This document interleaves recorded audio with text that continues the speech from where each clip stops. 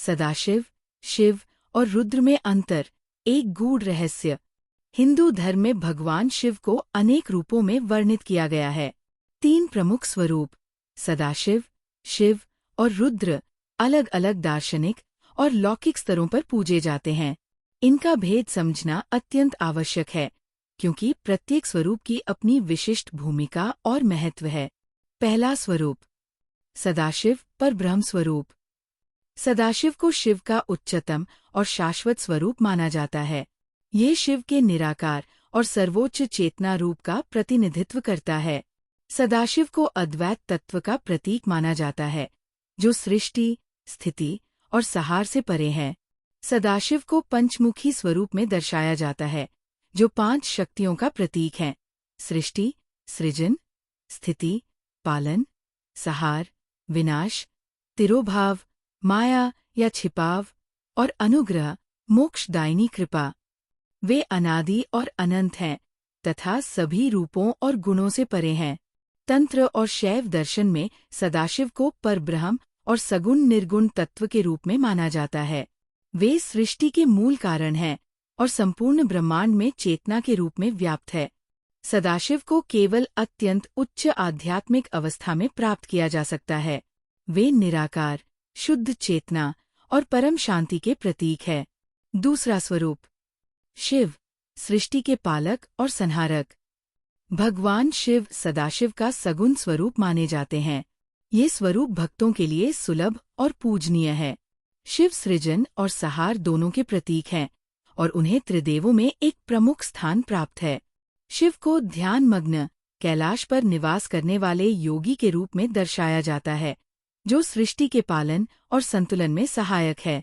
वे नटराज के रूप में सृजन और संहार के नृत्य के प्रतीक है। शिव करुणा, दया और ज्ञान के स्रोत हैं, जो भक्तों को मोक्ष प्रदान करते हैं।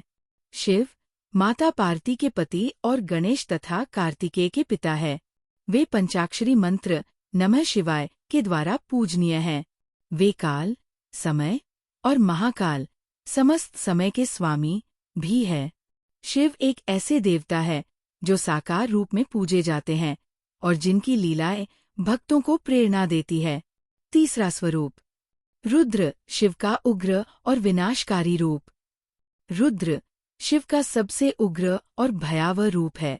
वे सृष्टि के संहारक और ब्रह्मांडीय शक्तियों को नियंत्रित करने वाले तत्व हैं। वे वेदों में वर्णित शिव के प्राचीनतम रूपों में से एक है। रुद्र का उल्लेख ऋग्वेद और यजुर्वेद में आता है, जहां उन्हें शक्तिशाली, प्रचंड और विध्वंसक रूप में वर्णित किया गया है। वे प्रकृति के प्रचंड और हिंसक स्वरूप का प्रतिनिधित्व करते हैं, जैसे आंधी, तूफान और युद्ध।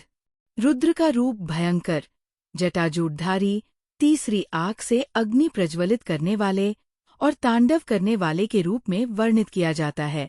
उनका तांडव नृत्य संहार का प्रतीक है, जो असुरों और अधर्म का नाश करता है। रुद्र को 11 रूपों में जाना जाता है, जिन्हें एकादश रुद्र कहा जाता है। रुद्र का स्वरूप भक्तों के भय को दूर करने और संसार से अज्ञान का नाश करने के लिए प्रकट होता है। वे न्याय और धर्म की रक्षा के लिए संहारक की भूमिका निभाते हैं। निष्कर्ष सदाशिव, शिव और रुद्र तीनों ही शिव के भिन्न भिन्न रूप हैं, जो ब्रह्मांड की विभिन्न शक्तियों और अवस्थाओं को दर्शाते हैं। सदाशिव परब्रह्म है, शिव पालनकर्ता और मोक्षदाता है, और रुद्र संहारक और विनाशक है। इनका ध्यान और पूजा भक्तों को आत्मज्ञान, सुरक्षा और मोक्ष प्रदान करने में सहायक होती है। भारतीय पौराणिक कथाओं के इस उज्ज्वल अध्याय में हमारे साथ जुड़ने के लिए धन्यवाद। यदि भगवान सदाशिव की ये महात्म्य आपके हृदय को स्पर्श कर गई, तो लाइक करें, सब्सक्राइब करें और नीचे अपने विचार साझा करें। जय महादेव।